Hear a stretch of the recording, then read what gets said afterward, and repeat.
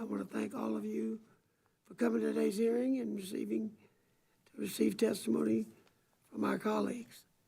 I look forward to hearing more about projects, programs, and issues in military construction, Veterans Affairs, Appropriation Bill that are important to your district and the communities across the country. Your input is critical as we work to fund agencies under the subcommittee's jurisdiction. I look forward to working with Ranking Member Wasserman Schultz and our subcommittee colleagues to accommodate these priorities as best we can as the fiscal year 2027 appropriation bill proceeds to move forward. Thank you again for taking time to speak to us today and bring these important issues in your community to our attention. Ms. Wasserman Schultz will get to make an opening argument when she gets here. Okay? But we will go ahead.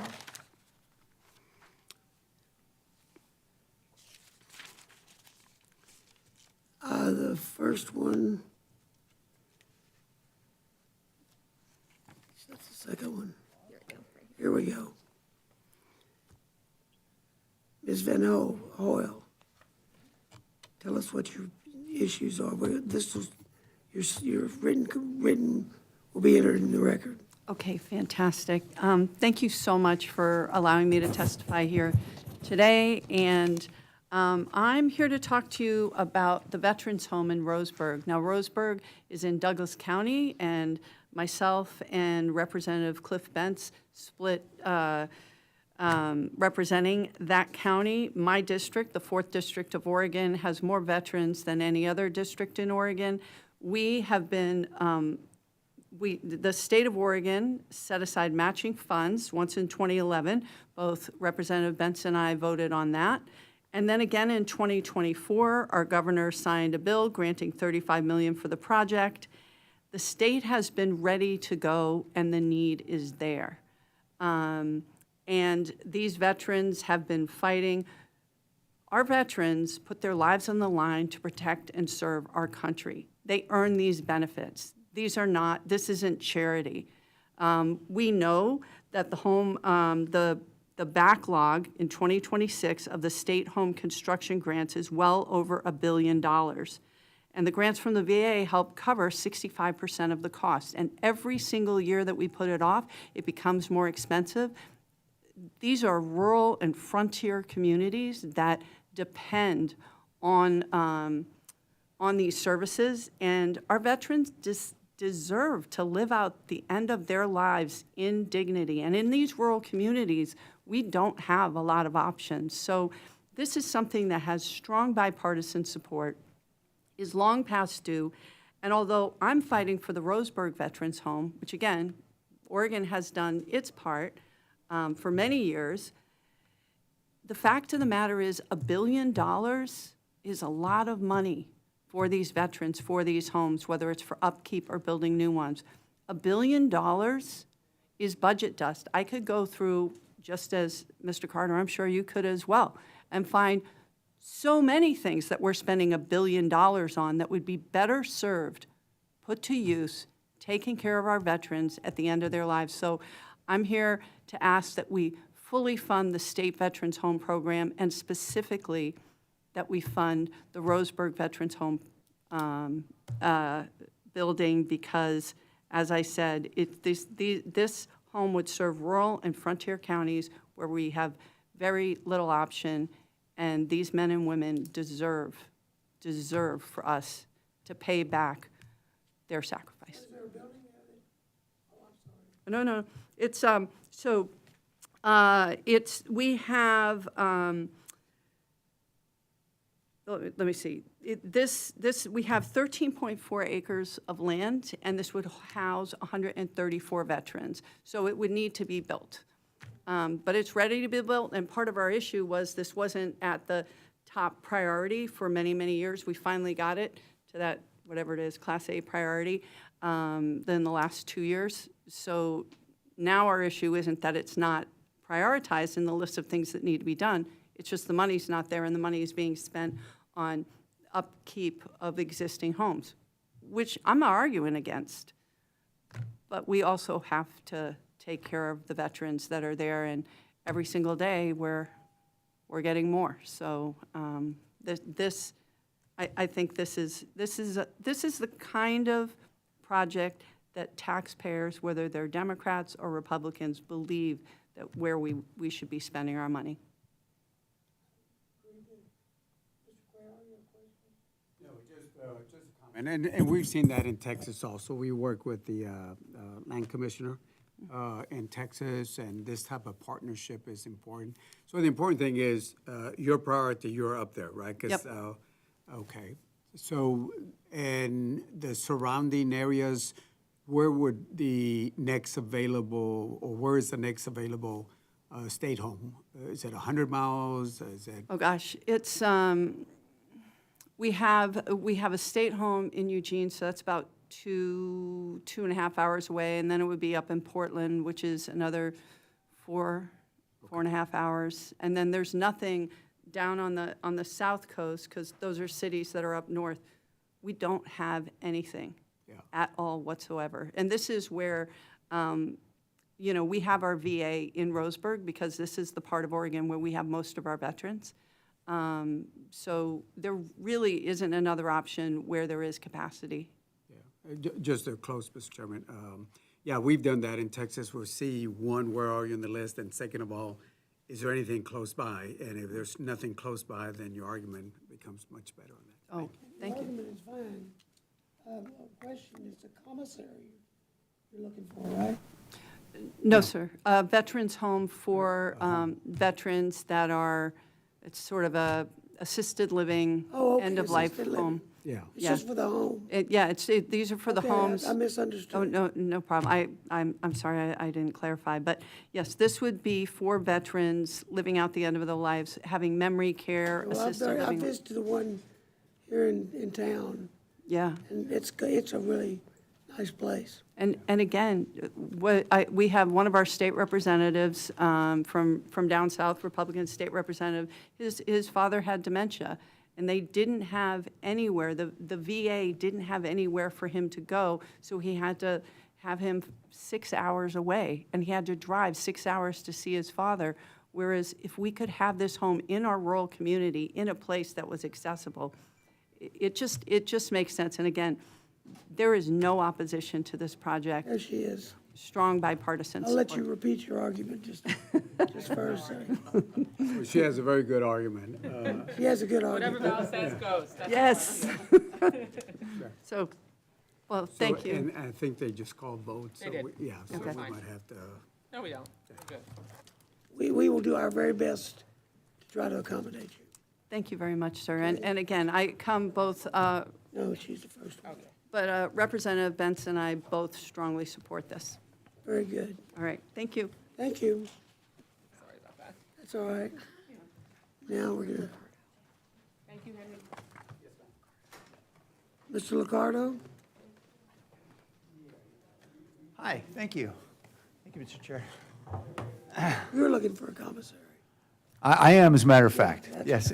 Got And them mixed up. and about I did 2,600 read military families are as Didn't well. read the paperwork. Yeah, thank you. Thank you for that. And thank you for your longstanding support of our service members, veterans and families, and thank you also, Ranking Member. The project that we refer to is adjacent to the Moffett Federal Airfield, which is in the 16th District. It's long served as a naval air station.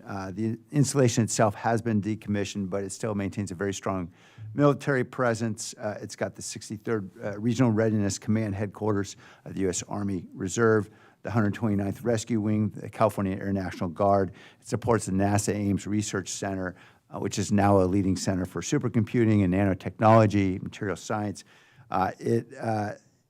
This airfield is now operating as a joint civil-military airport, but it is really a hub for the military community, both active service as well as veterans who reside throughout the Bay Area, roughly a 9 million person metropolitan area. And the commissary is very much at the heart of that. And so this is the only commissary serving within a 75-mile radius. It It operates in a facility that NASA Ames owns. It's the region's only commissary. Most recently, Defense Commissary Agency and NASA agreed to extend the current lease. We worked very hard on buying 2 years of life there. The facility will likely close by 2029 because the building simply can't take it anymore. And so we need to find a better place for it. And this committee knows well that access is certainly a valued benefit for many of these families.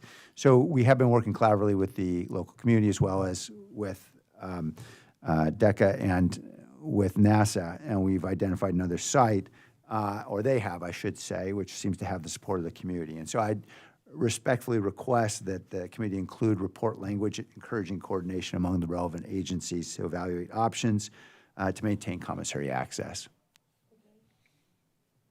Questions? No questions, but thank you very much for bringing it to our We'll do the attention. Thank you. best we can. Thank you for hearing me. Thanks, Sam. Have a great day. Put some language in there. Okay.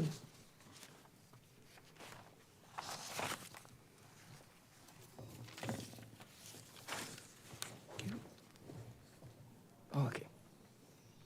Mr. Moyen, you Turn it around. dropped in with that. Your name's only on one side. Let's hear what you got to say. About Thank you. Guam. Yes, Mr. Chairman. Thank you very much, and Ranking Member Congresswoman Wasserman Schultz. Thank you for hosting today's Members' Day hearing while you work to craft the FY 2027 Military Construction, Veterans Affairs, and Related Agencies Appropriations Act. As your subcommittee begins this important work, I wanted to highlight just some of Guam's priorities this year, please. And perhaps the most important is to increase our operational presence of the VA in Guam and the rest of the U.S. Associated Pacific Islands. Over the last year, I worked tirelessly to push the VA to expand its presence in our region, including opening a VA regional office. Regional offices exist in every state, D.C., Puerto Rico, and the Philippines.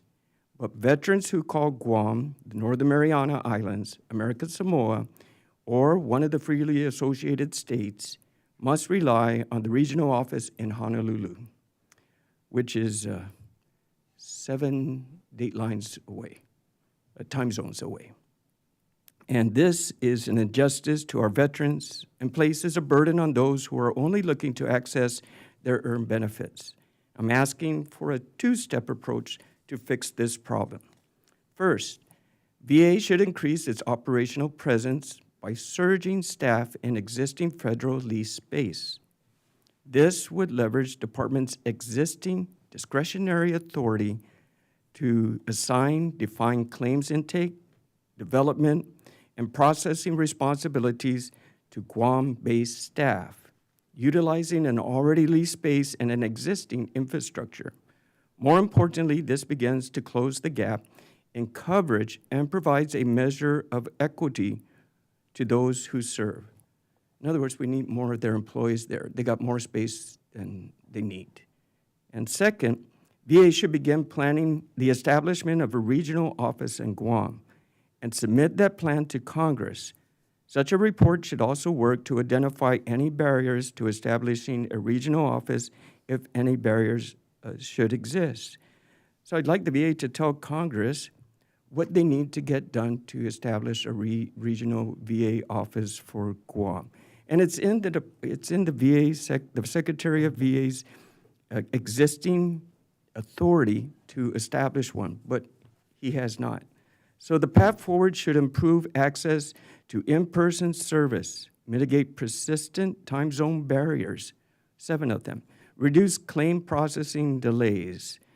Mailing takes over 7 days, both each way, that currently extremely exceed the VA benchmarks, and prioritize U.S. citizens' federal employment, all while preserving continuity of operations elsewhere in the region.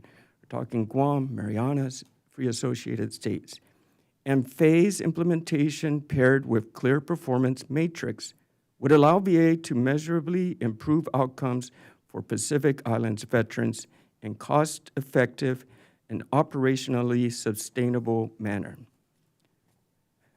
I also, in addition, want to urge the committee to support veteran poverty prevention programs, including the Veterans Homeless Prevention Program, the Office of Food Security, VBA and VHA programs that support access to earned benefits, health care, and help prevent our veterans from falling through the cracks. These heroes served our nation, and it's only right that we give them the respect due of that service. Thank you, and any questions, I'd be happy. Ms. Wasserman Schultz? I don't have any questions, but I led a CODEL. I don't think you went with us. No, when I we didn't. Yeah, but the Went judges. later. Yeah, Judge and I have both been to Guam and met with veterans on Guam.